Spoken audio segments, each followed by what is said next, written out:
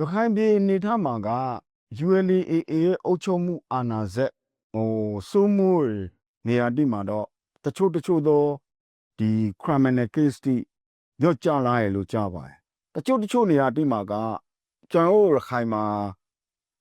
မြေပုံအရပြောဖို့ဆိုကြမြောက်ပိုင်းနဲ့တောင်ပိုင်းလို့ရှိပါလေရခိုင်ပြည်နယ်တောင်ပိုင်းကိုရခိုင်ပြည် ULA/AA ကစူးစမ်းထိန်းသိမ်းနေပါတယ်ရင်းဟာမှာလည်းတော့ဒီစကားဆိုင်ဒီအလိုကြလိုက်ပါဆောင်ရနေရခိုင်တပ်စော်ပေါတိလည်းရှိပါလေရင်းကအုတ်ကျွေးရန်ရတိကိုလည်းခိုင်မာထူတော်မှုဆိုကအချိန်ပြရပါဟုတ်နောက်တစ်ခုကရန်သူတိကလည်းရခိုင်ပြည်နယ်ကိုဘာသာကို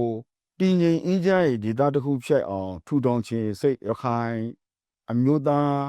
နိုင်ငံရေးချိုက်လူတိုင်းမှာရှိပါတယ်ရန်ရှောင်းက ULA/AA နဲ့လည်းတရားဥပဒေစိုးမိုးရေးကိုလော့ရှင်ဆိုစမှာကောင်းစင်ခေါ်မှုတိအများကြီးရှိရလို့မြင်ပါတယ်လေရန်သူတိလည်းတဖြည်းဖြည်းနဲ့တော့ကြိုးစားလို့လာပါဖို့ချချင်းတော့မရနိုင်ပါစေတနာလည်းမှန်ဖို့လိုပါတယ်နောက်တစ်ခုကကိုအုတ်ချုံရရဲ့နေရာတိမှာအုတ်ချုံခွင့်ရရဲ့နေရာတိမှာတည်ငြိမ်အေးချမ်းအောင်အုတ်ချုံနေစ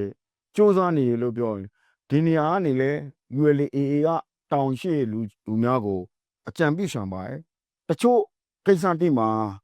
စိတ်ရှည်ရဖို့တိခံရဖို့နားလည်ရဖို့ပြီးကေစိတ်စေတနာအမှန်နဲ့လူမျိုးဆွဲဒေသဆွဲမရှိဘဲမြောက်ပိုင်းတောင်ပိုင်းခွဲခြားမှုမရှိဘဲစ조사တိဆောက်ဖို့လို့မြင်ပါတယ်